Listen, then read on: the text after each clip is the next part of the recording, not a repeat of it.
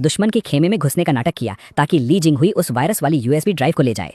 ली जिंगहुई बोला, वो undercover agent था। ये तो बिल्कुल किसी जासूसी फिल्म की तरह परफेक्ट प्लान था। सु वांगक्वेंग ने कहा, हब्बी तुम्हें बहुत कुछ सहना पड़ा। भीड़ में से किसी ने कहा, oh my God, mister Tian तो एक बिजनेस जीनियस है।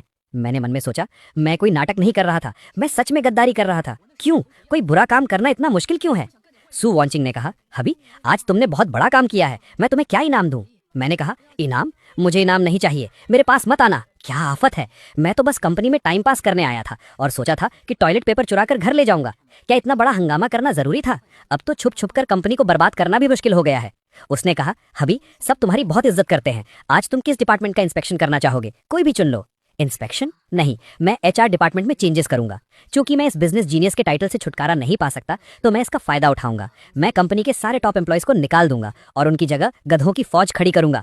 मैंने कहा, इस वाइस प्रेसिडेंट वैंग को निकाल दो, उसे अभी यहां से दफा करो। वाइस प्रेसिडेंट वैंग ने कहा, बॉस टियान किस खुशी में? मैं कंपनी का टॉप सेल्समैन हूं, मैं कंपनी को हर साल 200 मिलियन का प्रॉफिट ला कर देता हूं। उसने मन में सोचा, क्या उसे मेरे कंपनी के पैसे चुराने के बारे में पता चल गया? मैंने कहा, सिर्फ इसलिए क्योंकि तुम बालों में बहुत ज्यादा हेयर जेल लगाते हो, जिससे कंपनी की हवा खराब होती है। मैंने मन में सोचा, ये रीजन काफी बेतुका है ना। टॉप सेल्समैन को निकाल दिया, कंपनी की सेल्स पक्का धड़ाम से गिरेगी। सु वांचिंग जल्दी मुझे रोको। लेकिन सु वांचिंग ने कहा, बॉस टियान की बात सुनो, गार्ड्स वाइस प्रेसिडेंट वैंग को बाहर फेंक दो। वाइस प्रेसिडेंट वैंग चिल्लाया, तुम पछताओगी, टियान गो पागल है। मैंने सोचा, निकाल दिया? बॉस सु, वो टॉप सेल्समैन था। क्या तुम मुझे इतना प्यार करती हो कि तुमने रीजन भी नहीं पूछा? मैंने देखा कि एक आदमी मीटिंग में सो रहा है। मैंने सोचा, अरे यहाँ मीटिंग में कोई सो भी रहा है, बहुत बढ़िया। इसका चेहरा मुरझाया हुआ है, आंखों में कोई जान नहीं है, देखने से ही पता चल रहा है कि ये एक नंबर का कामचोर है। तुम ही सही हो, मैं तुम्हें टेक्निकल डायरेक्टर बनाऊंगा। मैंने कहा, ए सोने वाले, तुम्हारा नाम क्या है? उसने कहा, मेरा नाम अजाए है। मैंने कहा, बहुत बढ़िया, आज से तुम नए टेक्निकल डायरेक्टर हो, तुम्हारी सैलरी डबल, तुम्हारा काम है सबको अपने साथ सुलाना। सु वांचिंग ने मन में सोचा, हबी ऐसा कर रहा है तो इसके पीछे पक्का कोई गहरा मतलब होगा। क्या ये अजाए कोई छुपा हुआ जीनियस है? तभी असिस्टेंट दौड़ता हुआ आया, बॉस सु, बॉस टियान, कमाल हो गया, चमत्कार हो गया। मैंने खुशी से पूछा, क्या हुआ? कंपनी का सिस्टम क्रैश हो गया क्या? शेयर्स गिर गए? उसने कहा, वाइस प्रेसिडेंट वैंग को निकालने के बाद इन्वेस्टिगेशन ब्यूरो ने तुरंत इंक्वायरी की। पता चला कि वो लंबे समय से कंपनी के पैसे चुरा रहा था और क्लाइंट्स का डेटा ली जिंगहुई को बेच रहा था। अच्छा हुआ बॉस टियान ने उसे निकाल दिया, हमने 300 मिलियन का नुकसान होने से बचा लिया। मैंने सोचा, मुझे तो वो सिर्फ इसलिए पसंद नहीं था क्योंकि वो बहुत ज्यादा हेयर जेल लगाता था, इसमें भी तुक्का लग गया। असिस्टेंट ने आगे कहा, और अजाए वो सो नहीं रहा था, वो अपने दिमाग में कोडिंग कर रहा था। चार्ज लेते ही पहले दिन उसने वो कोर एल्गोरिदम सॉल्व कर दिया जो पिछले 5 सालों से अटका हुआ था। अब हमारा प्रोडक्ट सबसे आगे है। अजाए ने कहा, आखिरकार मुझे कोई ऐसा मिला जो मेरी काबिलियत समझता है। बॉस टियान मेरे असली मेंटोर हैं, मैं कंपनी को पूरी दुनिया में नंबर 1 बनाऊंगा। सु वांचिंग ने कहा, हबी तुम्हारे पास और कितने सरप्राइज हैं जो मुझे नहीं पता। तुमने एक ही नजर में गद्दार को पहचान लिया और एक छुपे हुए हीरे को ढूंढ निकाला। तुम तो सच में बिजनेस के भगवान हो। मैंने मन में सोचा, तारीफ मत करो, मैं भगवान नहीं हूँ, मैं तो यमराज हूँ जो सिर्फ अपनी ही जान के पीछे पड़ा है। क्यों मुझे एक बुरा बॉस बनने में इतनी मुश्किल आ रही है? क्या इस दुनिया में कोई इंसाफ नहीं है? क्योंकि नॉर्मल तरीके से कंपनी बर्बाद नहीं हो रही है, तो अब मैं ऑफिस में सबको वीआर मोशन गेम्स खिलाऊंगा। मैं चाहता हूँ कि सारे एम्प्लॉइज देखें कि उनका बॉस एक बेवकूफ है जो हवा में हाथ पैर मारता रहता है। खेलते खेलते सु वांचिंग थक गई। मुझसे और नहीं होगा, मेरे हाथों में दर्द हो रहा है, कमर टूटने वाली है। हबी क्या हम थोड़ी देर आराम कर सकते हैं? मैं सच में हिल भी नहीं पा रही। एम्प्लॉइज ने फुसफुसाते हुए कहा, oh my God, boss Tian तो बहुत स्ट्रिक्ट हैं। क्या इसी को फेमस डेविल फिजिकल ट्रेनिंग कहते हैं? बॉस सु जैसी नाजुक लड़की को भी इतनी बुरी तरह ट्रेन किया जा रहा है, कितना इंस्पायरिंग है। एक एम्प्लॉय ने पूछा, बॉस सु, बॉस टियान, क्या एम्बुलेंस बुलानी है? मैंने हाफते हुए कहा, नहीं, बस थोड़ी एनर्जी खत्म हो गई है। वीआर गेम सच में इंसानों के लिए नहीं है, ये तो कंस्ट्रक्शन साइट पर ईंटें उठाने से भी ज्यादा थकाने वाला है। असिस्टेंट ने कहा, एनर्जी खत्म हो गई, काम के लिए अपनी बॉडी की सारी एनर्जी लगा दी। बॉस टियान, आप ही सु ग्रुप की असली ताकत है। साथियों, बॉस टियान की डेविल ट्रेनिंग से इंस्पायर होकर मैंने पूरी कंपनी में काम के साथ साथ फिजिकल ट्रेनिंग का एक नया मॉडल लागू करने का फैसला किया है। हेल्थ ही हमारी असली दौलत है, हमें बॉस टियान की तरह बनना होगा, चाहे हम थक कर गिर ही क्यों ना जाएं, हमें आगे बढ़ते रहना होगा। स्प्रिंट, आगे बढ़ो, स्प्रिंट। मैंने मन में सोचा, क्या तुम लोग पागल हो? मैं गेम खेलने में टाइम बर्बाद कर रहा था, ये वुल्फ कल्चर कैसे बन गया? क्या इस कंपनी में कोई नॉर्मल इंसान बचा है? ये तो हद ही हो गई। पिछले हफ्ते मैंने गेम खेलने की पहल की थी और सु वांचिंग ने उसे वुल्फ कल्चर समझ लिया। कंपनी के शेयर्स आसमान छूने लगे। इस अजीबोगरीब सक्सेस को सेलिब्रेट करने के लिए सु ग्रुप ने आज रात ये ग्रैंड एनुअल पार्टी रखी है। सेलिब्रेशन पार्टी नहीं, ये मेरी आज़ादी की पार्टी है। चूंकि मैं काम के जरिए कंपनी को बर्बाद नहीं कर सकता, तो अब मैं अपनी रेपुटेशन खराब करूंगा। अगर मैं आज रात सबके सामने कोई तमाशा खड़ा कर दूं, तो सु ग्रुप के शेयर्स रोलर कोस्टर की तरह नीचे गिर जाएंगे। ये इवेंट किसी अमीर फैमिली का स्कैंडल बनाने के लिए सबसे परफेक्ट जगह है।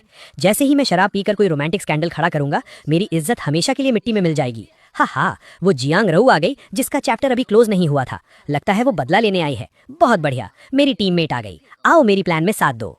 जियांग रऊ ने नाटक शुरू किया। बॉस टियान, ऐसा मत कीजिए, मेरा बॉयफ्रेंड है, आप ऐसा कैसे कर सकते हैं? लोग फुसफुसाने लगे। Oh my God, boss Tian annual party में बदतमीजी कर रहे हैं।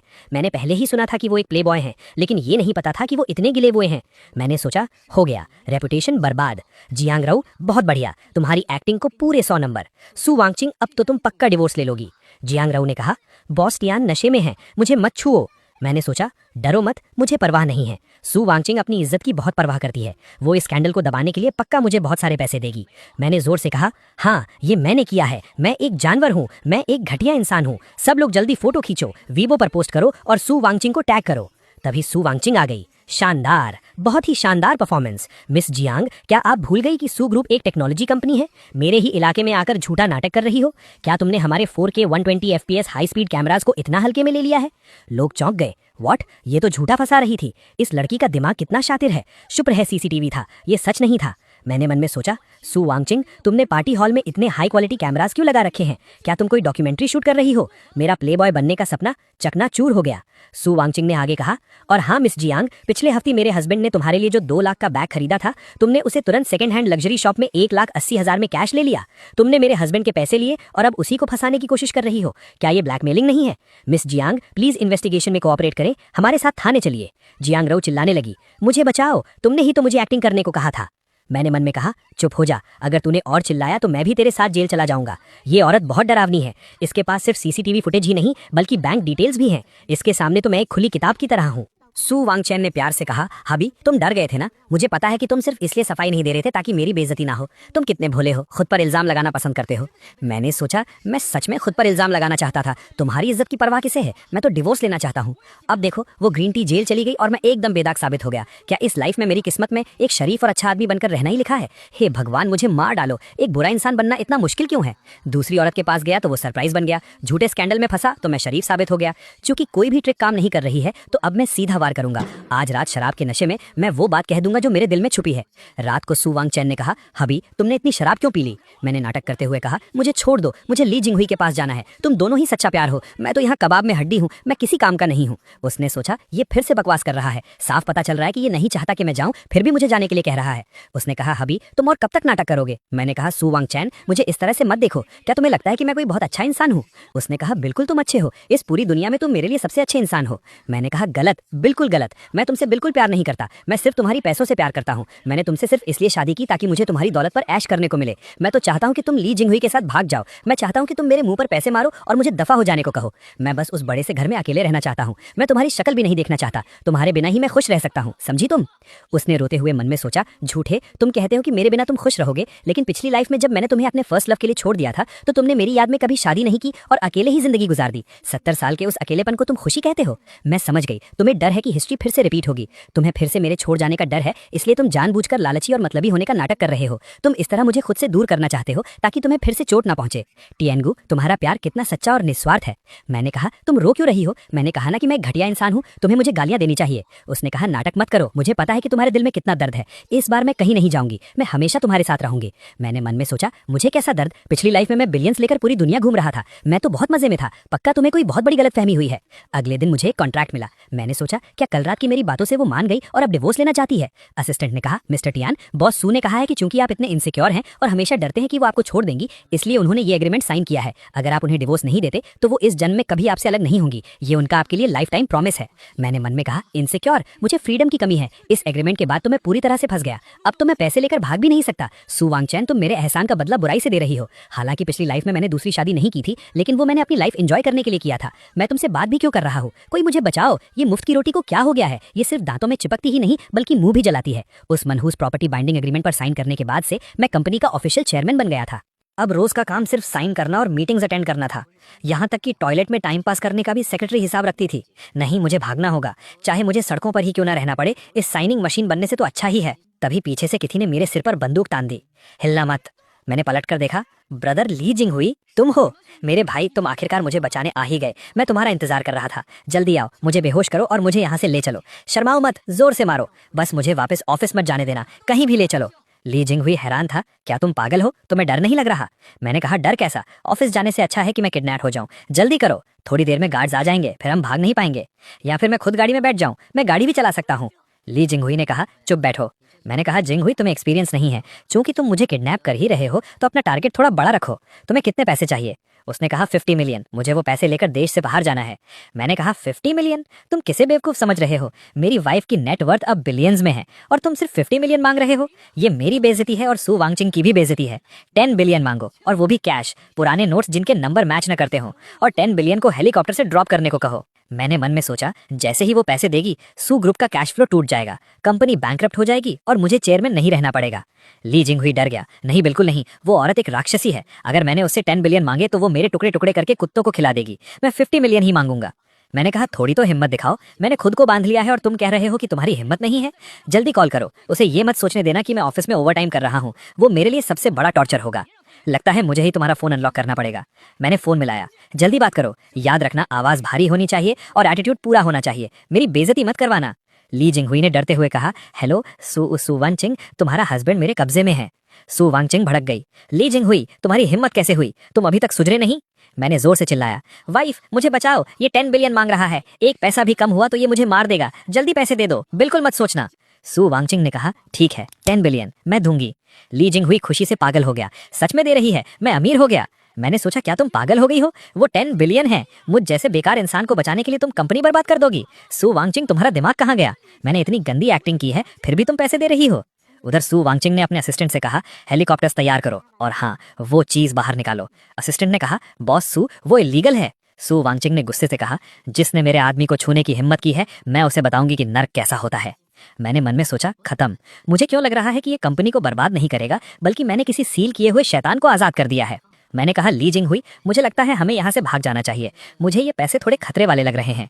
तभी आवाज आई व्हाट द हेल, अभी तो सिर्फ 15 मिनट हुए हैं, ये तो AW139 ट्विन इंजन हेलीकॉप्टर की आवाज है।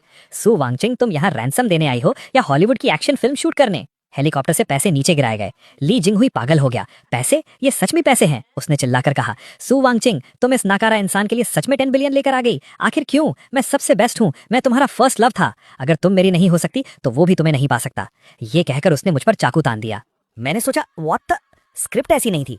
तुम पैसे लेकर भाग क्यों नहीं रहे हो? तुम मुझे क्यों मारना चाहते हो? तुम किडनैपर हो या असैसिन? मैं बचने की कोशिश कर रहा था, तभी सू वांगचिंग बीच में आ गई और चाकू उसे लग गया।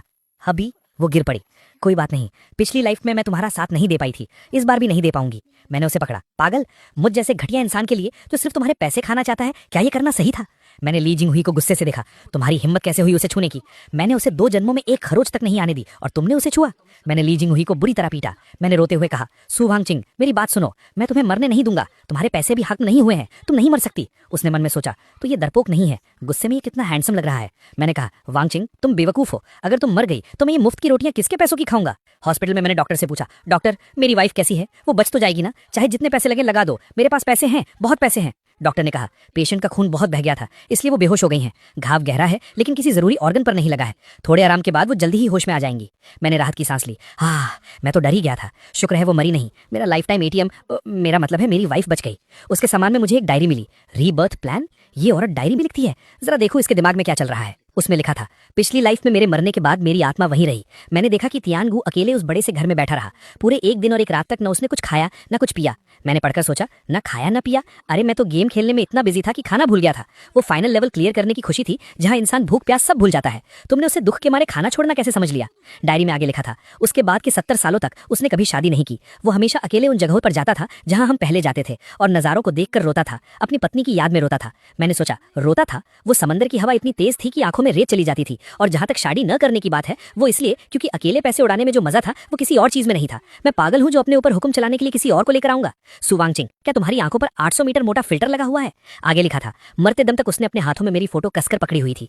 उस पल मुझे समझ आया कि उसने पूरी जिंदगी मुझसे प्यार किया और पूरी जिंदगी मेरे लिए अकेले गुजार दी। मैंने सोचा फोटो? वो मेरी बैंक पासबुक थी बेवकूफ। चूंकि वो पैसे तुमने दिए थे इसलिए मैंने तुम्हारी एक स्टिकर फोटो उस पर चिपका दी थी। मुझे पैसों से प्यार था, तुमसे नहीं। आगे लिखा था इस लाइफ में मैं उसे दोबारा तकलीफ सहने नहीं दूंगी। अब वो जो लालची और बेकार होने का नाटक कर रहा है वो सिर्फ इसलिए क्योंकि वो इनसिक्योर है। मैं उसे पैसे दूंगी, उसे प्यार दूंगी और चाहे मुझे अपनी जान ही क्यों न देनी पड़े मैं उसकी हिफाजत करूंगी। मैंने डायरी बंद की और सोचा बेवकूफ, दुनिया की सबसे बड़ी बेवकूफ। पिछली लाइफ में मैंने इतनी शानदार जिंदगी जी और तुमने अपने दिमाग में एक पूरी ट्रेजेडी फिल्म बना ली और अब इस लाइफ में अपनी जान देकर उसकी भरपाई करना चाहती हो। ठीक है, क्योंकि तुम ये मुफ्त की रोटियां जबरदस्ती मेरे मुंह में ठूस रही हो और इसके लिए अपनी जान तक दाव पर लगा दी, तो इस लाइफ में मैं सच में तुम्हारा वो प्यारा और अच्छा हस्बैंड बनकर दिखाऊंगा। तभी वो होश में आई। हबी, क्या तुम रो रहे हो? मैंने आंसू पोंछते हुए कहा। कौन रो रहा है? मैं तो हॉस्पिटल के बिल के बारे में सोचकर परेशान हूँ। तुम्हें पता है एक बार हेलीकॉप्टर उड़ाने का कितना खर्च आता है? तुम्हें पता है वीआईपी वार्ड का एक दिन का बिल कितना होता है? उसने मुस्कुराते हुए कहा, कोई बात नहीं, मेरे पास पैसे हैं। आगे से मेरे सारे पैसे तुम्हारे हैं, तुम्हारे आंसू पोंछने के लिए बहुत हैं। मैंने कहा, मुझे पैसे नहीं चाहिए सु वेंक्वांग, मुझे पैसे नहीं चाहिए। आगे से क्या तुम इतनी बेवकूफ़ी करना बंद करोगी? उसने मन में सोचा, देखो ये फिर से उल्टा बोल रहा है। मुझे शांति से आराम करने देने के लिए ये कह रहा है कि इसे पैसे नहीं चाहिए। हब्बी, तुम सच में मुझसे बहुत प्यार करते हो। उसने कहा, डॉक्टर ने कहा है मुझे 1 महीने आराम करना होगा। इस 1 महीने के लिए कंपनी पूरी तरह से तुम्हारे हाथों में है। मैंने बोर्ड ऑफ डायरेक्टर्स को पहले ही बता दिया है। उसने कहा, तुम्हें देखना मतलब मुझे देखना? मैंने कहा, नहीं वाइफ, मुझे तो सिर्फ खाना पीना और ऐश करना आता है। अगर मैं कंपनी गया तो कंपनी पक्का डूब जाएगी। डूब जाएगी? रुको, ये तो एक बहुत अच्छा मौका है। अगर इस 1 महीने में मैं पागलों की तरह पैसे उड़ाऊं और कंपनी का पूरा सिस्टम खराब कर दूं, तो क्या वो मुझसे पावर वापस लेकर मुझे घर पर आराम करने के लिए नहीं भेज देगी? मैंने कहा, ठीक है, मैं जाऊंगा, तुम टेंशन मत लो, मैं कंपनी का पूरा ख्याल रखूंगा। कंपनी पहुंचकर मैंने कहा, सब लोग ध्यान दे, मीटिंग शुरू होने से पहले 3 नए रूल्स। रूल नंबर 1, कोई भी मीटिंग 5 मिनट से ज्यादा की नहीं होगी। जिसने टाइम पार किया उसकी सैलरी कटेगी। रूल नंबर 2, कोई भी पीपीटी 3 पेज से ज्यादा की नहीं होगी। जो भी लंबे एस से लिखेगा उसे मैं फायर कर दूंगा। रूल नंबर 3, शाम 6 बजे के बाद अगर किसी ने कंपनी में ओवरटाइम करने की हिम्मत की तो इसका मतलब यह है कि वो मुझे तियानगो को इज्जत नहीं देता, उसे सीधा कंपनी से बाहर निकाल दिया जाएगा। एम्प्लॉइज आपस में बात करने लगे, ये कौन सा नया तरीका है? ओवरटाइम नहीं करने दे रहे? क्या बॉस तियान हमारी लॉयल्टी टेस्ट कर रहे हैं? बहुत चालाक। बॉस तियान असल में फालतू के काम और बेकार के प्रेशर को खत्म कर रहे हैं, एफिशिएंसी बढ़ा रहे हैं और स्ट्रेस कम कर रहे हैं। ये मैनेजमेंट का सबसे एडवांस्ड आइडिया है। हम ओवरटाइम बिल्कुल नहीं करेंगे। बॉस तियान महान है। मैंने मन में सोचा, महान? मैं तो तुम्हें घर जाकर गेम खेलने को कह रहा हूँ। तुम कॉर्पोरेट मजदूरों को क्या पिसने की आदत हो गई है? मैं तुम्हें छुट्टी दे रहा हूँ और तुम मुझे थैंक यू बोल रहे हो। असिस्टेंट ने आकर कहा, चेयरमैन, ये डिपार्टमेंट्स का अगले हाफ ईयर का बजट है। आर&डी डिपार्टमेंट ने एक्स्ट्रा 500 मिलियन मांगे हैं और मार्केटिंग डिपार्टमेंट ने टीम बिल्डिंग के लिए 300 मिलियन मांगे हैं। क्या ये बहुत ज्यादा नहीं है? मैंने कहा, सब अप्रूव कर दो। आर&डी को 500 नहीं 1 बिलियन दो। उन्हें जो बनाना है बनाने दो। मार्केटिंग वाले टीम बिल्डिंग के लिए कहाँ जा रहे हैं? मालदीव्स। अप्रूव कर दो और सबके लिए फर्स्ट क्लास टिकट्स बुक करो। असिस्टेंट ने घबराकर कहा, बॉस तियान, इससे हमारा कैश फ्लो टूट जाएगा। मैंने कहा, टूटने दो तो बिल्डिंग गिरवी रख देना। बकवास बंद करो और जल्दी जाकर पैसे बांटो। मैंने मुस्कुराते हुए सोचा, इस स्पीड से 1 महीने के अंदर सू ग्रुप बैंकरप्ट हो जाएगा। फिर मैं शान से हॉस्पिटल वापस जाऊंगा और कहूंगा कि मुझे फिर से पाल लो। 1 महीने बाद मैं रोने का नाटक करते हुए हॉस्पिटल पहुंचा। वाइफ, आई एम सॉरी, मैंने कंपनी बर्बाद कर दी, सारे पैसे खर्च कर दिए। सब लोग मालदीव्स में टीम बिल्डिंग कर रहे हैं, किसी का काम में मन नहीं है। तभी टीवी पर न्यूज आने लगी, सू ग्रुप के शेयर्स इस हफ्ते फिर से नए रिकॉर्ड पर पहुंच गए हैं। नए चेयरमैन तियानगो के हैप्पी वर्क कल्चर की बदौलत एम्प्लॉइज की एफिशिएंसी 300% बढ़ गई है। आर&डी में भारी इन्वेस्टमेंट करने के उनके फैसले से दुनिया भर के टॉप साइंटिस्ट कंपनी से जुड़ रहे हैं। सू ग्रुप आने वाले 10 सालों में एआई मार्केट पर राज करने वाला है। मैंने टीवी देखकर अपना सिर पीट लिया। एफिशिएंसी 300% बढ़ गई? क्या तुम लोग मालदीव्स नहीं गए थे? साइंटिस्ट आ गए? मैं तो सिर्फ पैसे बर्बाद करना चाहता था। ये इन्वेस्टमेंट कैसे बन गया? क्या इस दुनिया में कोई इंसाफ बचा है? सु वांचिंग ने प्यार से कहा, हबी, मुझे पता था कि तुम एक जीनियस हो। तुमने कंपनी को इतने अच्छे से संभाला है। अब मैं आखिरकार टेंशन फ्री हो सकती हूँ। मैंने घबरा कर पूछा, टेंशन फ्री किस बात से? उसने शर्माते हुए कहा, बेशक, एक बच्चा पैदा करने के लिए। हमें अपनी पिछली लाइफ के अधूरेपन को इस लाइफ में पूरा करना है। बच्चा? वो तो पैसे निगलने वाला राक्षस होता है, एक शोर मचाने वाला शैतान। मैं कंपनी तो संभाल नहीं पा रहा, बच्चा कैसे संभालूंगा? नहीं चाहिए, मुझे वैसेक्टमी करवानी है अभी के अभी। लेकिन पूरे 3 दिन, लगातार 3 दिनों तक, दिन के तीनों टाइम खाने में सिर्फ ऑयस्टर्स और रात को शेड्यूल के हिसाब से ओवर टाइम। सु वांचिंग, मैं इंसान हूं, कोई मशीन नहीं। खेतों में काम करने वाले गधे से भी कोई इतनी मेहनत नहीं करवाता। भागो, मुझे भागना ही होगा। अगर मैं इस बिस्तर से बच सका तो चाहे मुझे किसी पुल के नीचे सोना पड़े, वो भी मेरे लिए जन्नत होगा। अलविदा ऐशो आराम की जिंदगी, अलविदा इन एनर्जी बूस्टर दवाइयों। मैं अपनी आजादी ढूंढने जा रहा हूं, यही असली जिंदगी है। बाहर सड़क पर मैंने सोचा, मिशलिन स्टार का खाना तो नाजुक लोगों के लिए होता है, असली मर्द तो स्ट्रीट फूड खाते हैं। मैंने एक स्ट्रीट फूड वाले से खाना खाया, लेकिन रुको, मेरा पेट ये प्रोटेस्ट कर रहा है। ये खाना था या कोई बायोलॉजिकल वेपन? नहीं, मेरा डाइजेशन फेल हो रहा है। क्या हालत हो गई है, मेरा पेट तो जैसे कट रहा है। रात को एक सस्ते होटल में सोया। क्या ये बेडशीट सैंड पेपर से बनी है? ये इतनी चुभ क्यों रही है? मैं नॉन सिल्क कपड़ों से एलर्जिक हो गया हूँ? क्या मैं प्रिंसेस एंड द पी वाली नाजुक राजकुमारी हूँ? ये सख्त बिस्तर मेरी रीढ़ की हड्डी तोड़ रहा है। मुझे मेरा वो मखमल वाला बड़ा बिस्तर याद आ रहा है। अगले दिन मैं एक पार्क की बेंच पर लेट गया। आजकल पार्क्स में फैसिलिटीज कितनी अच्छी हो गई हैं। ये बेंच बिल्कुल अर्गोनॉमिक डिजाइन वाली है। बहुत प्यास लगी है, काश थोड़ी ईवियन वाटर मिल जाती। तभी एक बिल्ली ईवियन वाटर की बोतल लुढ़काते हुए मेरे पास ले आई।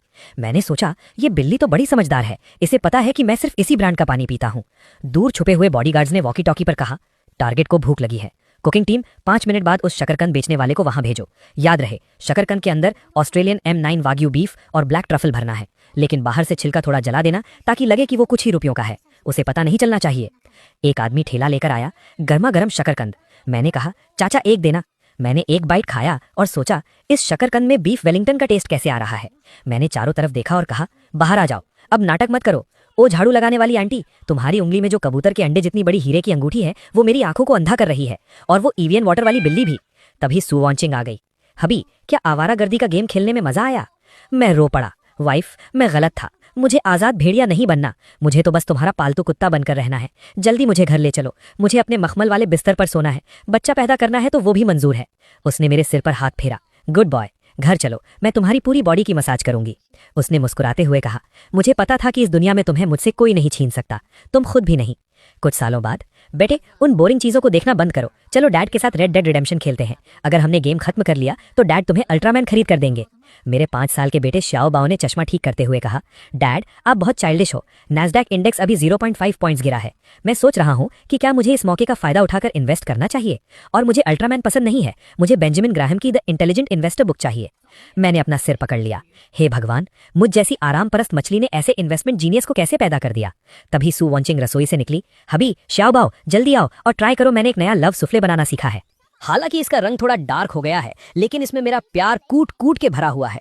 श्याओ बाओ ने उसे ध्यान से देखा और कहा, mom, law of conservation of mass के हिसाब से ये चीज सिर्फ कार्बन हो सकती है। मैंने घबरा कर कहा, वाइफ प्लेट नीचे रख दो, हम आराम से बात कर सकते हैं, इस बायोलॉजिकल वेपन का इस्तेमाल मत करो। सू वैंचिंग हमारे पीछे भागी। टियन श्याओ बाओ भागो मत, मॉम तुम्हें अपने हाथों से खिलाएंगी। श्याओ बाओ चिल्लाया, ये सच में बदबूदार है। मैंने सोचा, अगर पहले का टाइम होता तो मैं इन सबसे तंग आकर कब का भाग गया होता। मन से आवाज आई, अगर तुम्हें ये सब शोर शराबा लग रहा है तो वापस लौट आओ, उन शांत बिलियंस की दुनिया में लौट आओ। वहां कोई परेशानी नहीं है, बस हमेशा के लिए एक शांति है।